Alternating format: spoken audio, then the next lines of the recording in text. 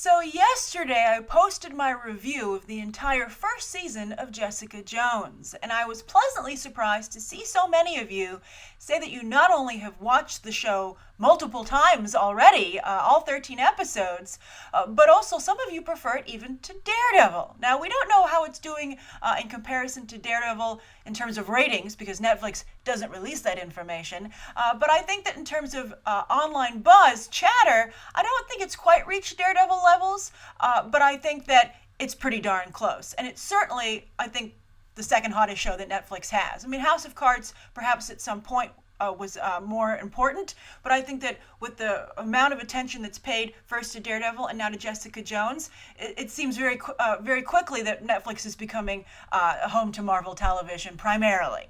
So of course they want to keep this train a-rolling. So what we're going to talk about today is Jessica Jones 2.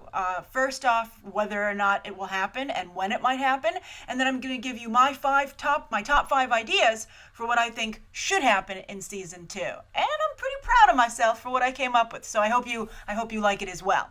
But first off, there has already been a little bit of discussion about Jessica Jones Season 2 with series creator and showrunner Melissa Rosenberg from the world of Twilight. But I think we can all say she's redeemed herself after Jessica Jones. But anyway, she did an interview with The Hollywood Reporter, and she said that, well, I would love, I'm talking as Melissa Rosenberg now, I would love to do Jessica Jones Season 2, and I'm fiercely protective of the character. Defenders is a priority for Marvel Netflix, and we have to assume that that's going to come first if they stay on schedule. Now, I added the on schedule part because clearly scheduling is a little bit of a problem for Marvel Netflix. How so? Well, they had such a big hit with Daredevil that they've fast-forwarded to Daredevil Season 2 already, even though they haven't done their original plan of introduce all the characters in one season and then have a crossover season, right? They were like, Daredevil's too popular, forget it. Rush out of season 2, which is coming out in 2016 along with Luke Cage. So yes, Luke Cage is filming right now, so that's good. But the reason that I think that scheduling is a problem here and that Jessica Jones Season 2 might come before a Defenders series is because where's Iron Fist? Now, we have our conspiracy theories, which I'm particularly fond of, that the Marvel movie division headed by Kevin Feige is holding up that character because he's going to have some serious crossover with Doctor Strange. And there's also some rumor that there's just an argument in-house at Marvel Netflix, within the television division, on which direction to go with the character. But Iron Fist continues to be a huge problem for the Defenders, right? So he hasn't been cast, the behind-the-scenes team hasn't been put together for the show, etc., etc. It does not sound good, right? I mean, it sounds so far away. Can they really wait that long for more Jessica Jones? Although, I'll be curious to see how big of a part she is in the Luke Cage show, but she isn't listed in the credits for the show, which is kind of a bummer because I like them so much as a couple in Jessica Jones. And she had to share her series, so why not allow her to guest over for Luke Cage? Although Rosario Dawson apparently will be showing up there as well. But Luke Cage came together very quickly as a series. We had a flurry of casting announcements, and then they were like, bam, we're shooting. So Iron Fist could potentially come together that quickly, but that would mean Jessica Jones Season 2 would be late 2017, 2018, because you would have Iron Fist and Defenders in 2017, because 2016 is already booked with Luke Cage and Daredevil. But anyway, let's talk about Jessica Jones Season 2 just in general. And some of the, I think both the problem for the Season 2 and the gift for Season 2 is that Jessica Jones has no mythology. It was a little bit of a problem in Season 1 because it was a lack of Easter eggs that could be made available to pick up some of the slow parts of the show. But, that's going to become even, I think, a bigger problem in Season 2 because Jessica Jones, in the comic book, has run out of road. I mean, Brian Michael Bendis did a really nice job with his run on Alias, where he made the character what she is today and how she got a series. But then he put her over in the Avengers titles along with Luke Cage, but she was always really just Luke Cage's wife. Nothing really happened to Jessica Jones. I mean, they have the Purple Man thing, and then that's it. That's the only thing that Jessica Jones has done in the comics. Whereas you have a character like Daredevil, and it's just raining story ideas from the comic books, right? I mean, you've got Punisher, Elektra. I mean, look how easy it was to throw together Season 2. You have, actually, you know what? There are other great story elements, but I don't want to ruin them for those of you who haven't read the Daredevil comics and want to be surprised. I don't want to mess that up for you. But there is just some really good personal stuff with also Matt Murdock, Karen and Foggy. They all have really interesting storylines that have yet to be explored. So it's easy to do another Daredevil. But Jessica Jones, Melissa Rosenberg is forging new ground if she does the season 2, or hopefully when she does the season 2, and that's a huge responsibility. And it's a minefield when it comes to pleasing comic book fans. All right, so let's get on to my 5 ideas for what I'm going to help Melissa Rosenberg out a little bit and give her my 5 ideas for where the show could go for season 2. And I think they're all pretty exciting, although wouldn't you know it, the best one involves Trish. Damn you, Trish! All right, but the first thing that I think is that I think they need to, as I was saying with the comic book, mythology, I think they need to just really borrow heavily from other characters, basically, because a comic book show needs more comic book. It needs a lot of comic book elements, and I think Jessica Jones could use some more. For instance, Kilgrave started out as a fringe Daredevil villain. So go find some more Daredevil villains or, other villains in the Marvel Knights franchise that haven't really gotten, their chance to shine and, reinvent them here for Jessica Jones. Just as the Alias comic made Purple Man the awesome character that he is today. And I think he's even more awesome now after Jessica Jones. And I'm very curious to see if this will be reflected in the comics, considering how people have reacted to David Tennant's performance. I would not be surprised in the slightest if we start seeing Kilgrave be a major character in the comics. But also, they did one name check. They did Angela Del Toro, a.k.a. the White Tiger. She's only one of the people to hold the mantle, but still. And she's also a private investigator. So I think they could easily bring in that character if she doesn't show up earlier in the Luke Cage show. And that would be a good way to, But I mean, what are they going to have? Hellcat, White Tiger, and Jessica Jones? She's like, why do I have so many cats all of a sudden? But anyway, I don't want to be a cat lady.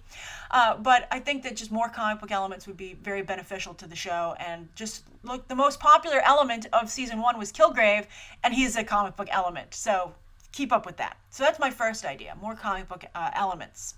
Second, obviously, they're going to have to explore this IGH lead as to who created Jessica Jones, superhero, who gave her all these powers.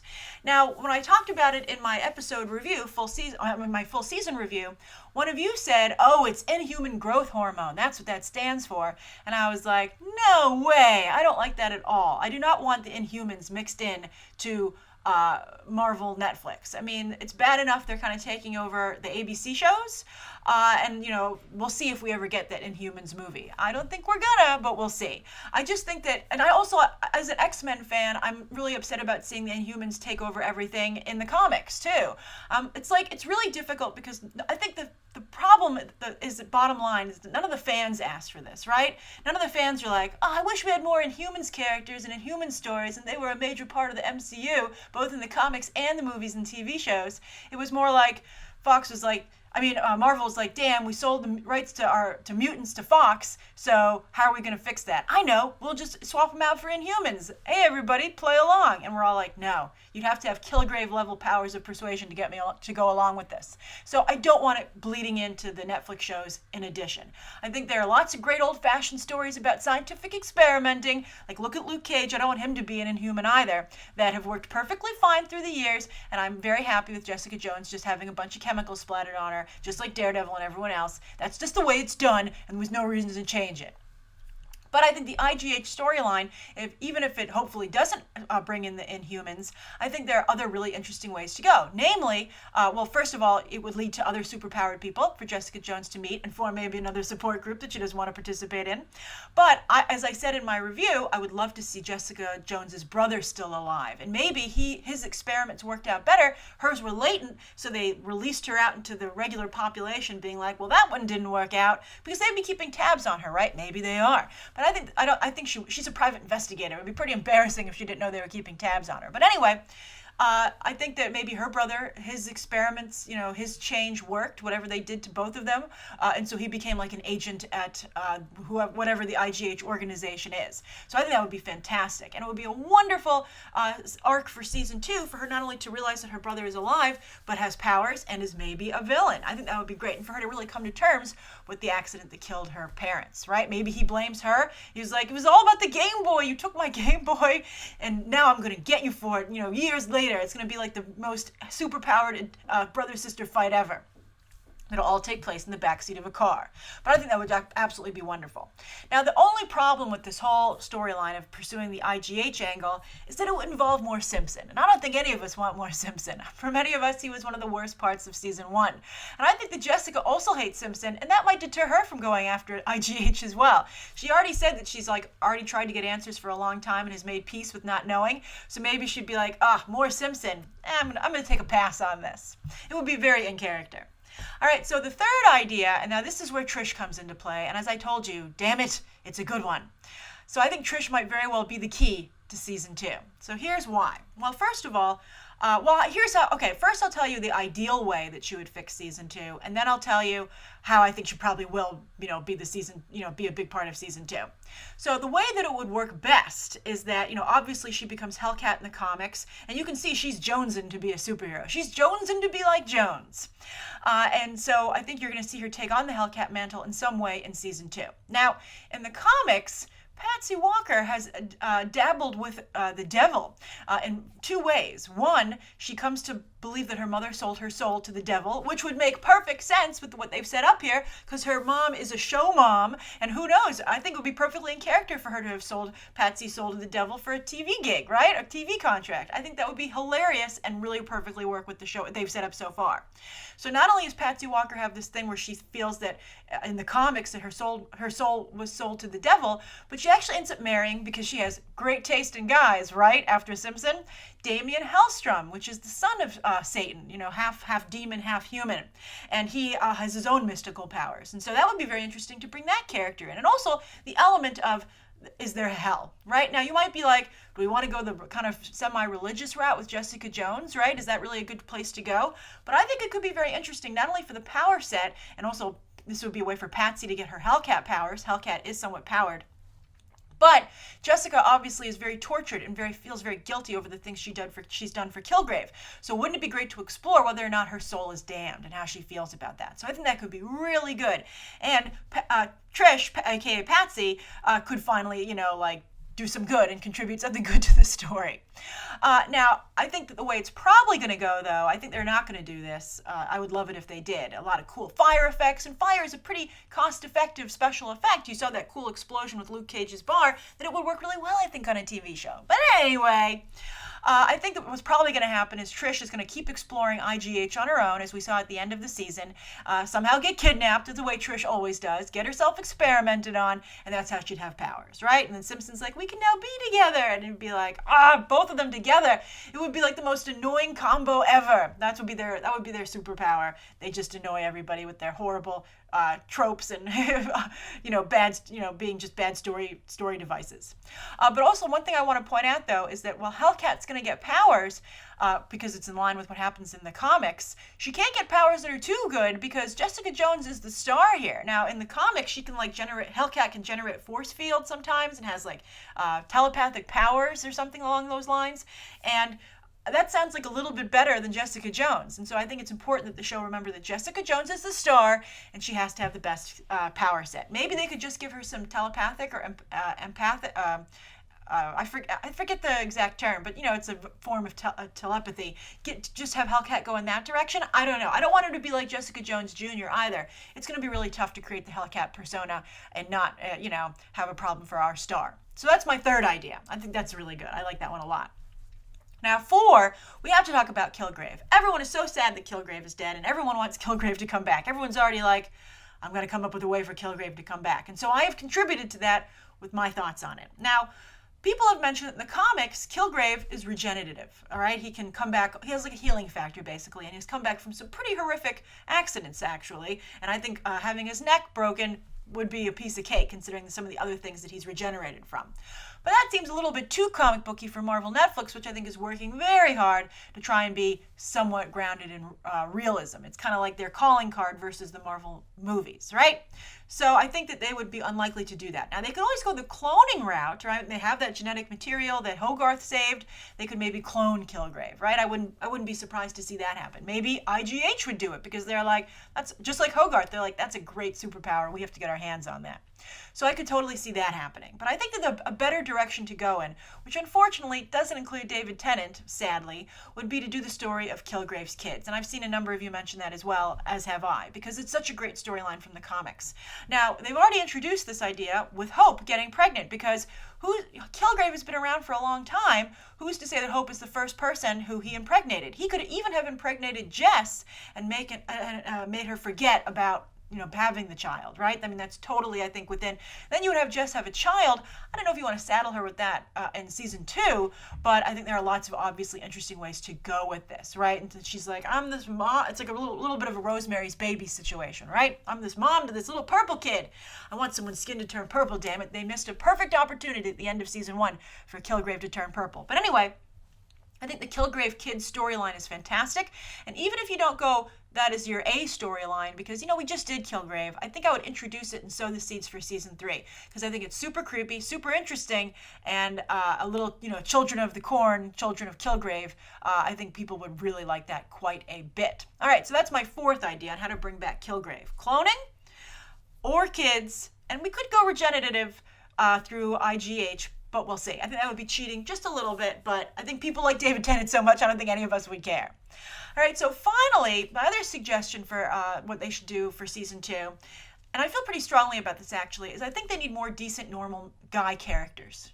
Just because I think that they only really had, well, let's go through the male characters, the main male characters in Jessica Jones season 1, and I think you'll see what I'm talking about. Because the female characters are wonderful, very dynamic, lots of different personality types, really interesting, and I think that's wonderful. But I'm a big fan of men and women playing together, right? Being funny together in Spy, that's one of the reasons I like that movie so much, and I want to see it also in other properties as well.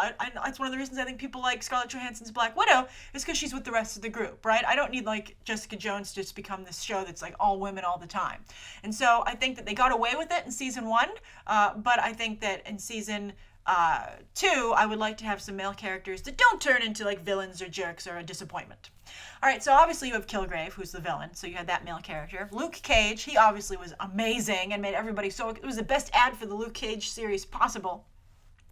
So he was like the one good guy in the show, right? It's just Luke Cage, that's it. Now Malcolm kind of counts, but he was a little bit judgmental and moody, I think. I think a little bit of Malcolm goes a long way, not only from Jessica Jones's perspective, but from a viewer perspective.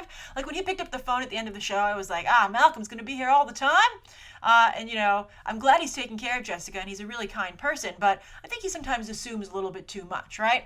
And then also he keeps bringing home strays. He's like, he really stuck with that support group, even though the support group even at one point was done. They were like, we don't want to do this either anymore. And it was embarrassing for poor Malcolm. And then also he kept talking to Ruben's sister, and you were like, stop talking to Ruben's sister. She's weird. Yeah, Malcolm, he's like borderline. But then who else you have? You had Ruben. Ruben turned out to be a nice guy, but super weird and, damaged, unfortunately. We had Simpson, who started out really great. Like when Simpson became part of the team, I was like, oh, wow, another male character. This is awesome. I love him. And then he became a giant jerk. So Simpson didn't work out. Then you also had Clemens, that police detective, who, was just 2 years away from retirement and didn't make it, thanks to Simpson. Another reason we can hate Simpson. But Clemens really never helped out. Clemens was always making excuses. Clemens never really believed anyone until the last minute. And even then, he really didn't move fast enough. He was very naive. He's so close to retirement, yet he fell for Simpson's tricks. It was just weird. So he didn't really work out. And then also Kilgrave's dad was another male character in the show. And while he had a cool accent and some cool scenes, the character really wasn't there to, and also he kind of tortured his son. And I guess, while he said he was doing it to help his son, and, Kilgrave obviously misrepresented that situation a little bit. We saw the tape. His son was still screaming and torturing. And I have to say, Kilgrave's dad didn't come across on the tape as being the most sympathetic, nicest dad ever, right? He wasn't like, oh, I'm sorry this hurts. Do you want to hold this teddy bear? He was like, man up. And so he wasn't a great parent, even if he wasn't an evil parent. So I think that guy didn't even work out. So I would just like to see at least one decent male character on the show besides Luke Cage. And I don't know if Luke Cage will come back for season 2. How can he not unless they break up? But that's what I would like to see. That's my 5th idea. a decent, normal guy on the show in addition to Luke Cage, just to play a little bit nicer and have more well-rounded cast. All right, so those are my top 5 ideas for Jessica Jones Season 2. I'm curious, which ones do you like? Do you have any of your own you'd like to throw into consideration? Do so in the comments down below. And then also, what do you think of the way Marvel Netflix is shaping up? Should they stick to their guns, and do you want to see Defenders before you see Jessica Jones Season 2? Or do they just have to keep the programming coming, and Defenders is more than likely held up a little bit by the whole Iron Fist problem? And what do you think of that? Write your thoughts down below. Thank you so much for tuning in. I've had so much fun talking Jessica Jones with you, and I look forward to talking other TV shows with you in the near future. All right, bye.